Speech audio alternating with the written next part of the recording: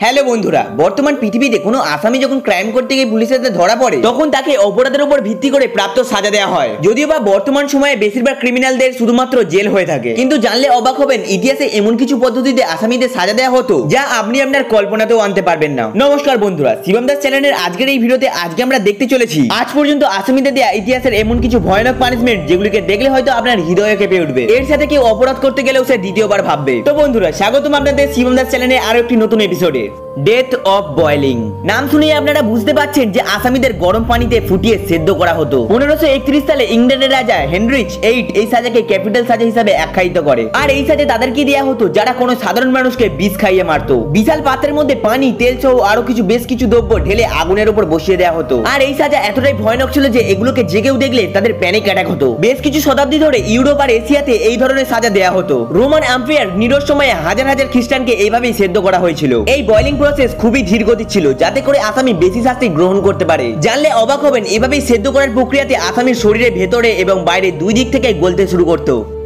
ইম্পেলড এমন একটি টর্চার পদ্ধতি ছিল যা দিয়ে আসামিদের এমন নির্দয়ভাবে মারা হতো যা আপনি সেটা কল্পনাও করতে পারবেন না। এই পদ্ধতিতে আসামিদের শাস্তি দেওয়া শুরু হয়েছিল 1772 সালে। প্রথম একজন মহিলা তার স্বামীকে মেরে ফেলে কারণ সে অন্য কাউকে ভালোবাসতো। আর তখন থেকেই সেখানকার রাজা এই ভয়ানক পদ্ধতিতে মৃত্যুদণ্ডের সাজা দিতে থাকে। এই মেথড প্রাচীন মিশরে ব্যবহার করা হতো। এই পদ্ধতিতে শাস্তি দেওয়ার জন্য কাঠের লম্বা ডাল কেটে ছুঁচালো পেন্সিলের মতো ধারালো করা হতো। আর তারপর ওটার উপরে গ্রিস মাখানো হতো। তারপর আসামিকে গ্রিস লাগানো ছুঁচালো অংশের উপর বসিয়ে দেওয়া হতো। আর আসামির ওজনের কারণে ছুঁচালো অংশটুকু আসামির অভ্যন্তরে ধীরে ধীরে ছিদ্র করতে থাকতো। আর একসময় সেটা আসামিকে ছিদ্র করে মাথার উপর দিয়ে বের হয়ে যেত। কয়েক শতাব্দী আগেও এই সাজা তাদেরকে দেওয়া হয়েছিল যারা রাজার কথা মানত না।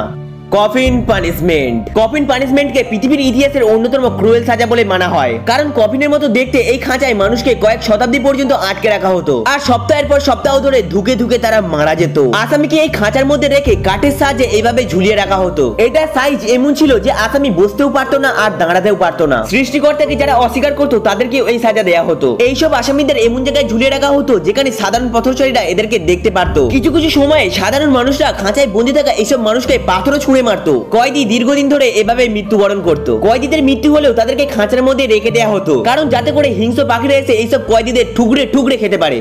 ডেথ অফ সোয়িং আমরা সকলেই জানি এইসব দিয়ে গাছের ডালপালা কাটা হয়, কিন্তু ইতিহাসে এগুলো দিয়ে মানুষকেও কাটা হতো। আসামিদেরকে উল্টো করে ঝুলিয়ে দুজন জল্লাদ দুই দিক থেকে আসামিকে এভাবেই কাটতে শুরু করতো। ইতিহাসের তথ্য অনুসারে এই পানিশমেন্ট প্রচলন প্রাচীন ইরানে শুরু হয়েছিল, আর পরবর্তীতে এই পদ্ধতিতে বিশ্বজুড়ে আসামিদের সাজা দেওয়া হয়েছিল। আর এই সাজা বেশি দেওয়া হতো ইউরোপে। 1500 শতকের দিকে ইউরোপের এই সাজা খুবই কমন একটি দৃশ্য ছিল। শেষবারের মতো এই সাজা দেওয়া হয়েছিল হাঙ্গেরিতে 1845 সালে। আসলে এর চাইতে কঠিন সাজা আর কি হতে পারে?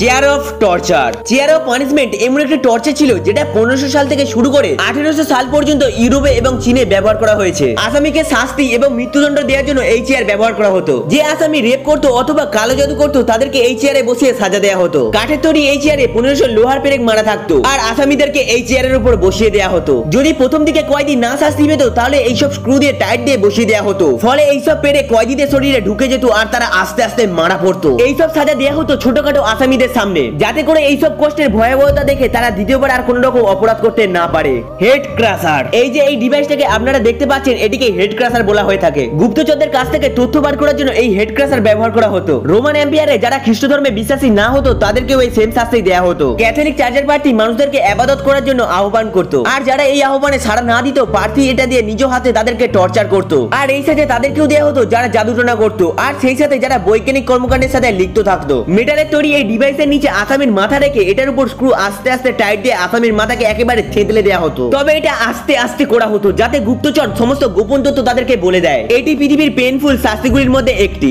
স্প্যানিশ ডানকি 1860 সালে যখন আমেরিকাতে গৃহযুদ্ধ চলছিল তখন আমেরিকার ইউনিয়ন গার্ড তাদের বিরোধী দলের ফোর্সদের এই শাস্তি দিত। এটাকে স্প্যানিশ ডানকি অথবা উডেন হর্স বলা হয়ে থাকে। বেশ কয়েক ফুট উঁচু এই কাঠের তৈরি ডানকির উপর ছুঁচালো মোটা লোহার পেরেক মারা থাকতো। এটাকে এমন ভাবে ডিজাইন করা হয়েছিল যাতে করে আসামি কঠিন ভাবে শাস্তি উপভোগ করতে পারে। বিরোধী দলের ফোর্সদের উপর বসিয়ে দেওয়া হতো আর দুপায়ে দুটি ভারী ওজন বেঁধে দেওয়া হতো যাতে করে সেই ওজনের টানে আসামি আরো বেশি শাস্তি উপভোগ করতে পারে। সাধারণ কয়েদিদেরকে এই সাজা প্রতিদিন 2 ঘন্টা করে দেওয়া হয়ে থাকতো। জানলে অবাক হবেন এই পদ্ধতিতে সাজা দেওয়ার আসামিদের চিৎকার করাও নিষিদ্ধ ছিল। দীর্ঘদিন ধরে আসামিদেরকে এর উপরে বসিয়ে রাখা হতো যতদিন পর্যন্ত না তাদের মৃত্যু হয়। আর যাদেরকে 2 ঘন্টা ধরে বসিয়ে রাখা হতো তারা আর জীবনে কখনো হাঁটতে পারতো না। বন্ধুরা, ভিডিওটি কেমন লাগলো? যদি ভিডিওটি ভালো লেগে থাকে তাহলে অবশ্যই ভিডিওটি শেয়ার করবেন। আর যদি আপনি এমন রহস্য, রোমাঞ্চকর, আনকমন এবং ইন্টারেস্টিং ভিডিও দেখতে পছন্দ করেন তো তাহলে শিবম দাস চ্যানেলটিকে আপনি সাবস্ক্রাইব করুন এবং পাশে থাকা বেল আইকনটিকে প্রেস করে দিন। তাহলে দেখা হচ্ছে আপনাদের সঙ্গে আগামী কোনো ভিডিওতে। আজকের মতো ধন্যবাদ।